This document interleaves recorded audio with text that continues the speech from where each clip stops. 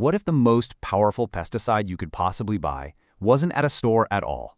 What if I told you it's probably sitting in your spice cabinet right now, just waiting to absolutely wipe out pests like aphids, mealybugs, and whiteflies in seconds? It's true, but there's a huge catch, and it's why most people try this once and then give up for good. A whopping 90% of gardeners who attempt this end up scorching their plants because they miss one tiny but critical detail. So let's break down the exact formula, the right method, and the perfect schedule so you can get this right every single time. Okay, first things first, before we even think about mixing anything, you need to understand why this works. Because when you get the science, the method makes perfect sense. It all boils down to garlic's incredible two-pronged attack. The real hero here is a sulfur compound called allicin. And what's so amazing about allicin is how smart it is. It is absolutely lethal to those soft-bodied pests, but it's completely harmless to us, to our pets, and, this is huge, to crucial pollinators like bees. So your garden's ecosystem stays safe and sound. Now, allicin works with this incredible 1-2 punch. First, it's a contact killer. The second it touches an aphid, it gets through its outer shell and causes rapid dehydration. We're talking death in a matter of seconds. But second, and this is the real game changer for long-term control, it leaves behind this invisible repellent barrier. It messes with the chemical signals pests use to find your plants, basically putting up a giant close sign for any new bugs looking for a meal. So how do we actually bottle this power without hurting our plants? Well, let's get into the formula. And I have to say, this is where precision is absolutely everything. This is no time for guessing games. You know, it really couldn't be simpler. You just need 3 things. Exactly 1 quart of dechlorinated water, 1 level teaspoon of pure garlic powder, and please make sure it's not garlic salt, that's a different thing entirely. And finally, 1 tablespoon of a mild, plain old dish soap. That's it. That's the whole recipe. But hold on, let's pause on that very first ingredient, because this, right here, is where almost everyone messes up. Let me ask you this. Why do you think using water straight from your tap is the #1 reason these homemade sprays completely fail? The answer is simple chemistry, and it's the secret to this whole thing. Chlorine neutralizes allicin. It's that simple. If you mix your garlic powder into chlorinated tap water, you are literally deactivating the spray's magic ingredient before it even gets near a pest. So, preparing your water is a must-do step, and thankfully, it's about as easy as it gets. Just fill any open container with tap water and let it sit out on the counter for at least a full day.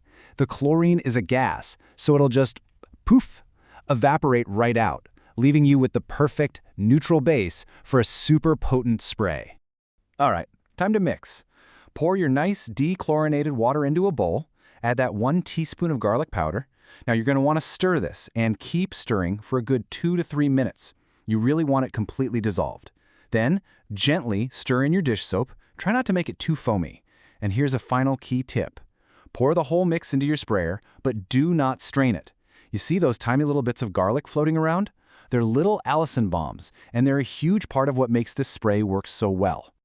Okay, you've made the perfect batch. Awesome, but making it is only half the job. Now we've got to talk about the 3 critical mistakes people make when they actually use it. Mistakes that can turn this magic bullet into a recipe for burnt leaves. Mistake number 1. Oh man, this is probably the most common reason people scorch their plants spraying in the bright midday sun. Think about it. The soap in the spray creates a thin, oily film. And when the hot sun hits it, it acts like thousands of tiny magnifying glasses on your plant's leaves. You're basically guaranteed to get brown spots and crispy edges. So timing is everything. Your safe zones are either early in the morning, say between 6 and 8 a.m., or later in the afternoon, maybe 4 to 6 p.m. That big window from about 10 a.m. to 4 p.m. when the sun is beating down, that is the danger zone. Just avoid it. No exceptions. All right, on to the second big mistake, just spraying the tops of the leaves. I get it, it's quick, it's easy, and it's where you see most of the damage. But here's the thing, about 80% of the actual pests are hiding out underneath the leaves. A quick spritz on top, that's barely going to make a dent. You have to get methodical with it. I love this quote. It says it all. Every leaf must be lifted. Every underside must be coated. Every stem crevice must be reached. Yeah, it takes a few more minutes, but being this thorough is the difference between kind of helping and completely wiping them out. And now for the final mistake, the one that causes so many people to think this natural stuff doesn't work. It's the one-and-done approach. You go out, you spray, you see all the adult pests die, and you think, job done. But it's not. All their little eggs, they're protected and they survive. A few days later, they hatch and boom, you've got an infestation that's even worse than when you started. So how do we beat the life cycle? With a schedule. And this isn't just a friendly suggestion. This is a non-negotiable 11-day elimination plan that is designed to completely break that pest cycle for good. The timing here is absolutely strategic. On day 1, you spray and you kill all the adults and nymphs currently there. Then you wait. On day 6, right when the new pests have hatched but before they're old enough to lay more eggs, you spray again. And finally, on day 11, you hit them one last time to knock out any stragglers and to really build up that strong repellent barrier. You stick to this schedule, and the pests don't stand a chance. So what's the grand total for this powerful, scientifically backed pest solution? For an entire season's worth of protection for your whole garden, it's about $6. I mean, just look at that. It's incredible. Your $6 homemade spray for a whole season compared to $150 for a commercial organic spray or $200 for chemicals, you're getting better, safer results for nearly 50 times less money. It's a no-brainer. So in the end, the solution wasn't some complicated chemical formula on a store shelf. It was right there in your kitchen the whole time. It really makes you wonder, doesn't it? What other simple, powerful secrets like this are just hiding in plain sight?